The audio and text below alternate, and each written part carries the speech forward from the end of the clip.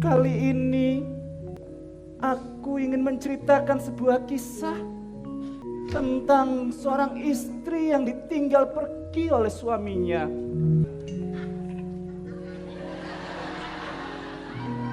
Subadra dan Sri Kandi yang sekian lama ditinggal pergi oleh Raden Arjuna, tapi mereka mempunyai cara masing-masing dalam menemukan sang pujaan hatinya. Meskipun mereka adalah istri-istri Raden Arjuna,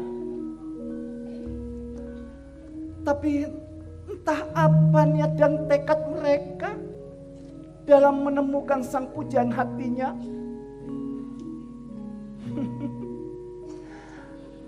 Aku pun sebagai bidadari yang turun ke Marjapada tidak bisa mengungkapkan tabir ini lebih awal, karena ini babak pertama. Kalau saja hadirin tahu lebih dulu, pasti akan pulang. Tidak asik jadinya. Bagaimana dengan kisahnya? Mari kita saksikan dengan penuh kegembiraan.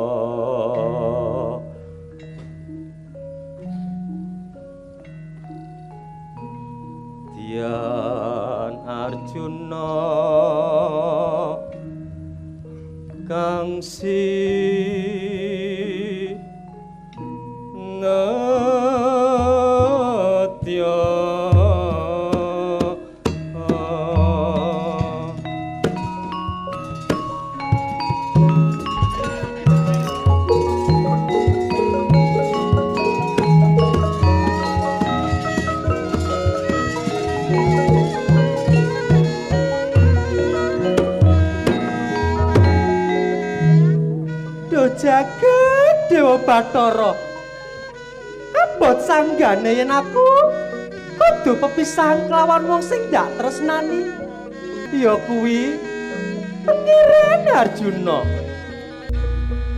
Yen aku bakal ngupati layak ora dikeparengake kelawan Kanjeng Rama lan Kanjeng Ibu.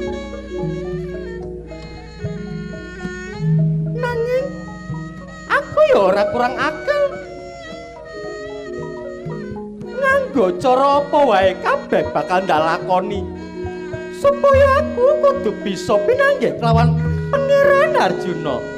Pangeran, kula ingkang ngupati paduka Pangeran. Paduka wonten pundi? Aku rindu kamu Pangeran.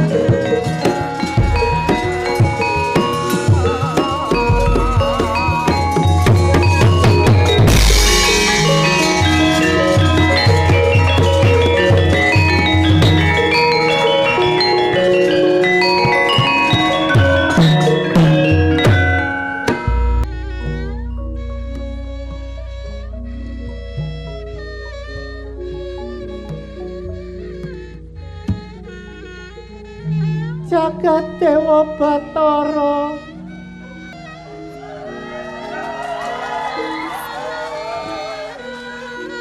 Jin lagi sedih. Kemanakah suamiku Arjuna? Apakah salahku? Aku mencarinya seharian tidak ketemu.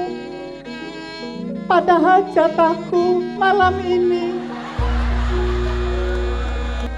Aku harus mencari dia.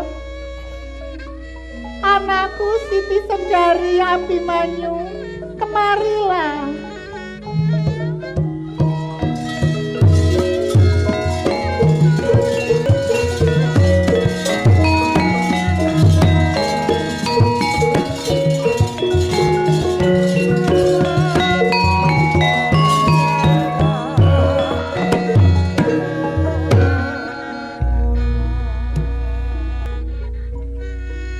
Anakku Siti Sendari,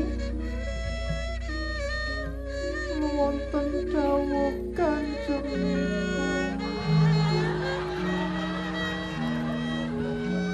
Matinya merem nih. Anakku Abimanyu sing unyu-unyu.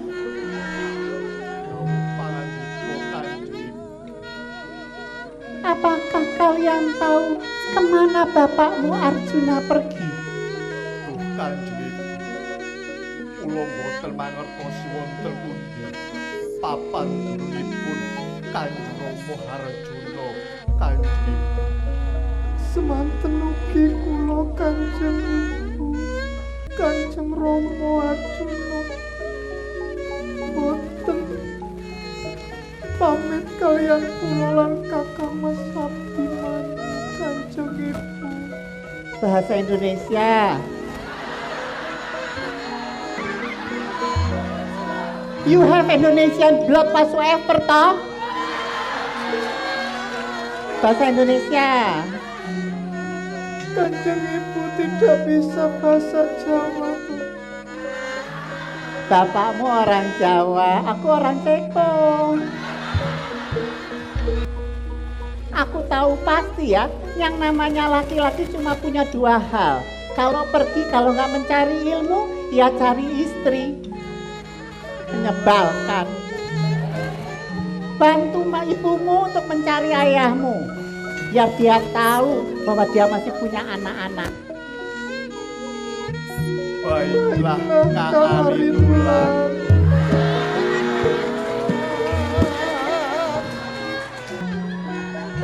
Baru mulai, jangan buka kartu. Kita berangkat sekarang, Kanjeng Ibu. Yuk berangkat.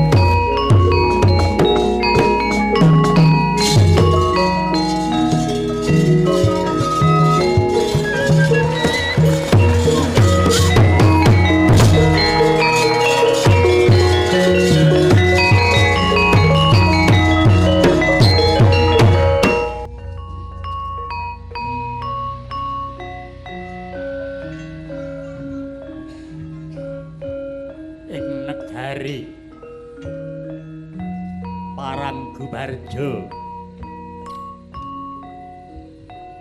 Sang Prabu Jungkung Radya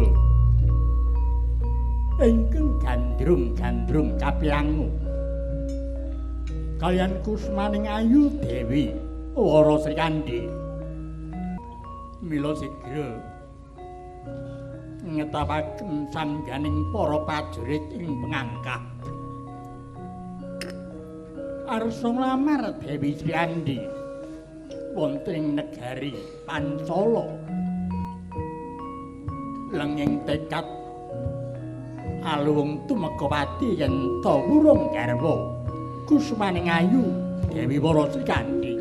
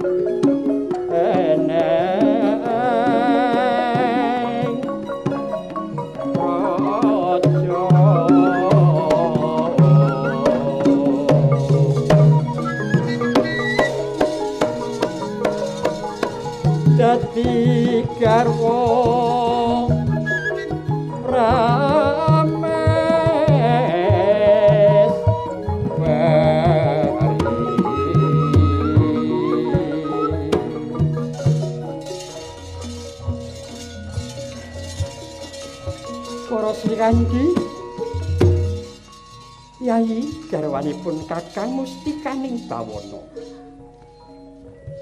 Patut lamun siadi dadi garwanipun Kakang Wara Srikandhi. Duh, sinuwun. Mboten wonten wanita ingkang paduka kersakaken sinuwun. Ayo. Ora susah malela. Raden ana brantanipun Kakang wong ayu. Kula aturi ngeningaken Pancandra Paduka. Kula miwah para prajurit ingkang marak seba. Kula atur emut sinuwun. Kakang Patih to iki. Kowe ladal jagat.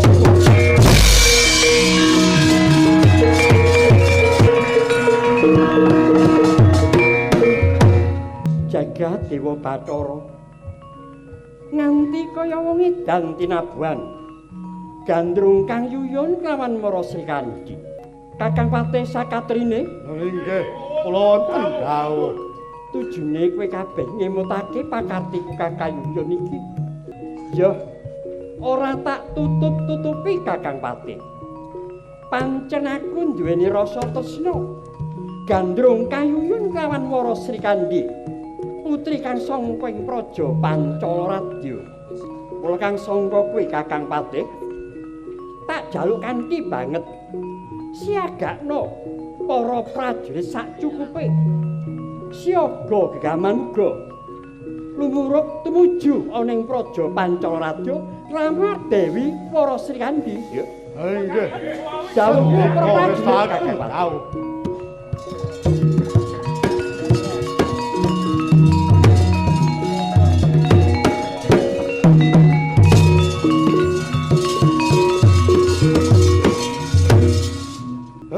Prajurit kabeh wae. Siaga budal dina iki nderekake ratu Gustimu tumuju ing Pancalaradya.